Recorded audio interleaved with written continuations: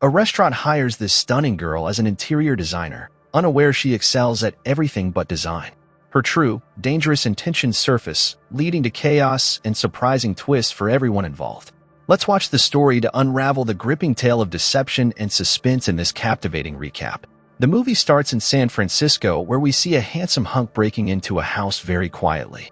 It seems like a robbery situation at first, but after silently sneaking inside the house, he sees a woman named Jody who is an interior designer. The man immediately decides to depart, but before leaving, he calls someone and tells them that he found Jody. After that, we see the same woman Jody having a business meeting with her employer Roy. She receives an assignment to make over a complete restaurant from Roy, which is probably the biggest project of her working life. Roy seems quite impressed about her previous work, and Jody also happily accepts to do this project for him. After her business pitch went very well, she is attacked by a mugger, the same handsome hunk from the opening scene. The mugger asks for all the money she has, but here comes a savior. A random girl screams and saves Jody from getting mugged. She tries to calm her down and get her back on her feet. Once everything's back to normal, she introduces herself as Wendy. Jody is very thankful to her for saving her life and offers her rewards. As weird as it sounds, this is exactly what she says. Anyway, after Wendy says she needs nothing in return, Jody insists on at least getting her a coffee. They exchange numbers and decide on a date to get coffee together. In the next scene, we are introduced to Jody's boyfriend Eric. Jody and Eric are seen in a garden, eating food and drinking, where she talks about almost getting mugged, but she also shares that she got a new project. While she is talking about her day, we surprisingly see Wendy staring at the couple from a distance, and we get to know that this creepy Wendy is a stalker. Eric then proposes to Jody in a very dull way, and she says yes before he even gets started. When Jody asks him to move in with her, he says he doesn't want to upset his parents who think living together before marriage is a sin. Jody gets a little upset about this, and the couple then has some private moment together, as the creepy Wendy is still watching. We further get introduced to Dr. Farber, who is Wendy's psychiatrist. Wendy says that she met Jody and that she is fine now. She further says that she doesn't need a doctor anymore, which kind of upsets Dr. Farber. Here, we do not get much background as to why exactly Wendy goes to see a doctor and how Jody is related to her therapy. Anyway, Jody goes to meet her best friend Monica, and they talk about Jody's big day. Jody tells her friend about meeting this amazing girl who saved her life. When Jody reveals about Eric's proposal, Monica gets jealous and worries about being alone and single forever. Jody then worries about her big project, but Monica motivates her that she's awesome in her job. Later, Eric pays a visit at Jody's apartment and surprises her with a flower. When Jody moves away to get some food, Eric receives a call from another girl, revealing the fact that he is cheating on her, and that's the actual reason why he does not want to move in with her. Nonetheless, we see Wendy and Jody getting coffee together as they had planned. Wendy tells Jody about her mother's death and how the grief made her shift from Oregon. When Jody reveals that she is an interior designer, Wendy builds up a story and pretends that her mother belonged to the same field. Upon hearing that Wendy needed a job, Jody put in an offer for her. Jody is very gullible, and without actually checking her background properly, she asks Wendy to be her assistant. Of course, Wendy accepts. Wendy then encounters the same mugger from the beginning, revealing that it was actually Wendy who set up the mugging. It was all an act to get closer to Jody. She receives a call from Dr. Farber for her treatment, but Wendy denies to continue her therapy because apparently she's accomplished her objective of getting closer to Jody. Eric once more meets Jody, and she tells him that she hired Wendy as her assistant, which extremely upsets him. He shows deep concerns about Wendy being a stranger and warns Jody to be careful about her decisions. She tries to convince him by saying that she's going to check on her reference for safety. However, as she calls to check Wendy's reference, she is duped by the same handsome mugger Wendy hired to impersonate her previous boss. Well, the whole story is so likely predictable that you won't get shocked to see what's coming. Later at night, we see Wendy obsessively staring at a picture of Jody's from her camp, but nothing is too clear as of now. The next day, Wendy successfully reaches Jody's house for her job. She gets her first encounter with Eric, which obviously doesn't surprise her much. A little while later, Monica also visits to meet Jody at her apartment and is surprised to see a complete stranger as Jody's assistant. When Monica offers Jody a lunch, Wendy pretends that they are too busy in their work, resulting in her encounter with Monica a chilly one. Monica also complains about Jody's fast decision of hiring her, but obviously Jody can't even feel what we all can see and predict. As they continue with their work, Jody receives a call from Eric, who just wants to know how everything's going. In reality, he is hanging out with his other girlfriend, Laura. As they finish their talk, Wendy immediately pretends to be on a phone call and tries to create another falsehood. When Jody asks her about the problem, Wendy lies to her by saying that she just lost her apartment because she agreed to her lease with a handshake. So we all know what happens next. Jody offers her to stay in her house and Wendy accepts. Later the same day, Eric returns and is surprised to see Wendy still sitting in Jody's apartment. When he learns that Wendy's landlord kicked her out just like that, he doesn't believe her and starts suspecting her claims. Eric then gets a private talk with Jody, where he asks her to have Wendy move out with zero ifs and buts.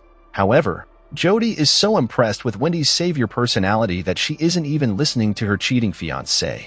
Wendy intercepts them and pretends to leave the house, but Jody asks her to stay. The very next scene shows Wendy chuckling in a weird manner while settling in and talking to herself about successfully making herself into Jody's house. Later at night, Wendy strolls around the house while Jody sleeps, and we start seeing her real side.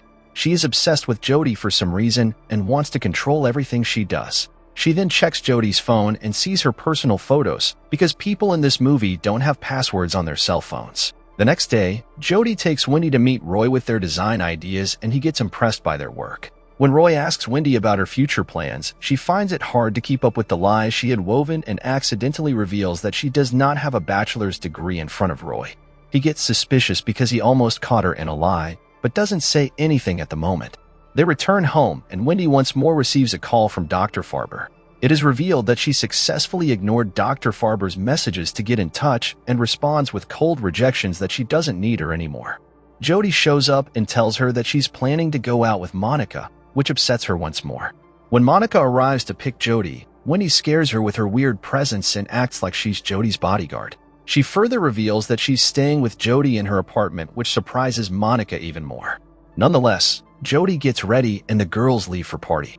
While Jody and Monica are having drinks together, we see Wendy stalking them through the same bar and listening to their conversation because she is so obsessed with Jody that she can't bear to see her around her friends or fiancé. She is standing right above them in the stairs, but none of them is able to see her, which is not surprising at all according to the predictable story.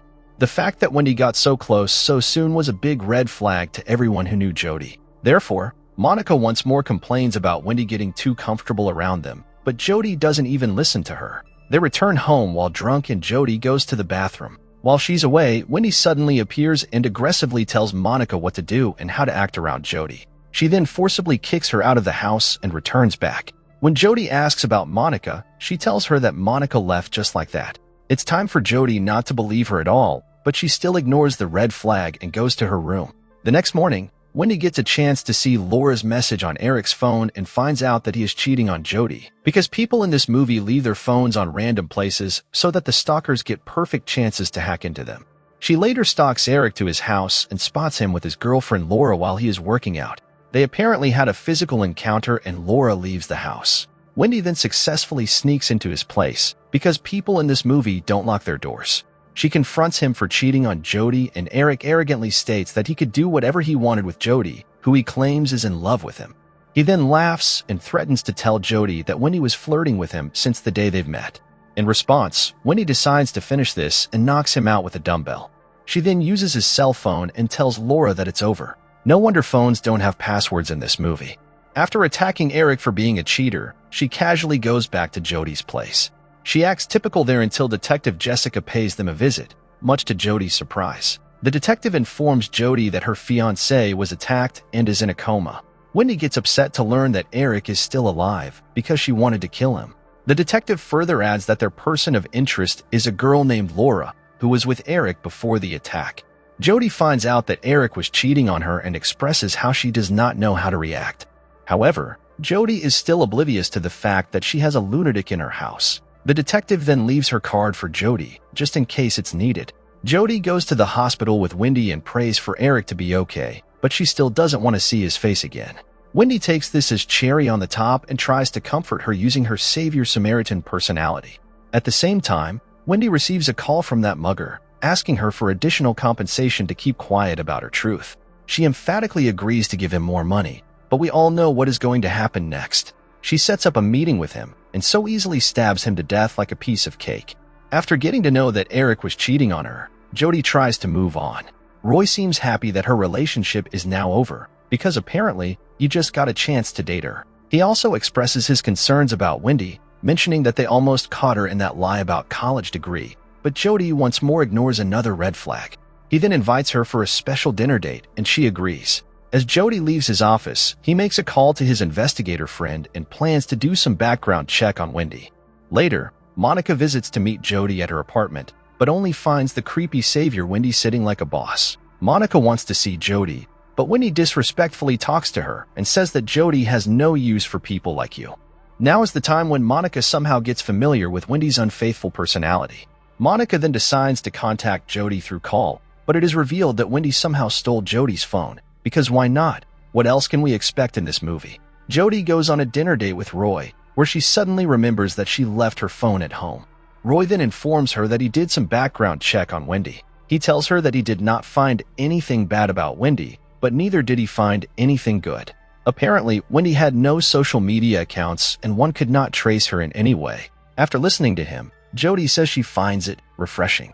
Well, one could not possibly be so gullible as she is, but that's what this movie is all about. Anyway, Wendy uses Jody's phone to impersonate her and talks to Monica over message. She tells her that she is coming to meet her at her place. While Monica is in the bathroom, Wendy successfully enters her house and knocks her out with a wine bottle. But nothing is revealed about whether Monica survived this attack or not.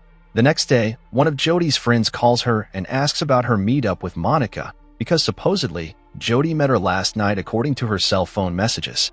However, Jody remembers that she left her phone at home, and now is the first time when this dumb girl finally gets suspicious about Wendy. In order to investigate, Jody overloads her with some tasks for the day and sends her to the market. She then starts searching through her room, but finds nothing at first. Not surprising at all, Wendy silently sneaks back in and hides in a corner of the house. Jody then goes upstairs and searches through her laptop, where she sees that picture of her as a camp counselor with a little girl. Upon learning that they had met before at their old camp, she decides to contact the camp director. Wendy is still standing like a statue and listening to her talk. The camp director receives Jody's call and reveals that Wendy was a shy girl back in her childhood, and one day, she nearly drowned in the camp's pool, only to be saved by Jody because Jody worked as a lifeguard. After the incident, Wendy was pulled out of the camp by her mother, though the image of Jody's actions remained in Wendy's memory as her lifesaver. Jody states that she doesn't remember saving Wendy, who is eavesdropping and becoming angry over what she is hearing. After talking to the camp director, Jody finds Dr. Farber's contact in Wendy's laptop and decides to contact her for further details. She leaves the house to visit Dr. Farber, and Wendy becomes extremely angry over the fact that Jody doesn't remember saving her life at the camp. She grabs a golf stick and decides to confront Jody when she returns. Jody successfully reaches Dr. Farber and convinces her to give some details about Wendy. Dr. Farber reveals that Wendy has a savior complex in which a person becomes obsessed with the need to save other people. At some point during her childhood, both of Wendy's parents were killed in a car accident, leaving Wendy to live with her grandmother, who displayed a cold demeanor towards Wendy for many years. Wendy's introversion remained throughout her life, as she was unable to make any friends, and as time went by, her memories of Jody became an obsession, as it was the last good thing happened to her. Jody decides to talk to Wendy about everything and get her the help she needs. Fortunately, Jody makes a smart move and calls Detective Jessica to stand by, in case anything goes wrong. At the same time, Roy arrives at Jody's apartment and confronts Wendy about her lies. When he mentions that he knows about her past, she tries to grab the golf stick with the intention to kill him. However, Roy is luckily distracted by a text message and decides to leave. Wendy gets more aggressive after this and apparently decides to kill Jody with a knife. Jody shows up at her apartment, and they finally have a confrontation about Wendy's obsession. When Jody reveals that she knows everything about Camp Beaverbrook, Wendy pulls out that knife and threatens her to stay quiet. She reveals that she did set up that mugging, while also admitting to her other crimes. Regarding her reasoning, the unhinged Wendy claimed that she wanted to pay Jody back for saving her and that her actions were committed out of her delusional belief that she was continuing to save Jody from negative people in her life. The villainess then reveals her plan to kill Jody and herself, claiming that it was the only way that her plan could end. Detective Jessica enters at the very right time and attempts to arrest Wendy, but Jody stops her and states that Wendy needs help. Jody then talks Wendy into putting down her weapon, adding that she wants to save her again, with Wendy acquiescing before she is arrested. The scene abruptly changes to Jody and Roy in their new restaurant, which is named as Joe's Restaurant. He congratulates her for successful completion of her design project, and they officially start dating. The final scene shows Wendy in an institution, where she is visited by her new doctor who checks on Wendy. She talks to her doctor in an obsessive manner and credits her for saving her life. Wendy adds that she owes her one, pointing out the fact that she has now become obsessed with her new doctor.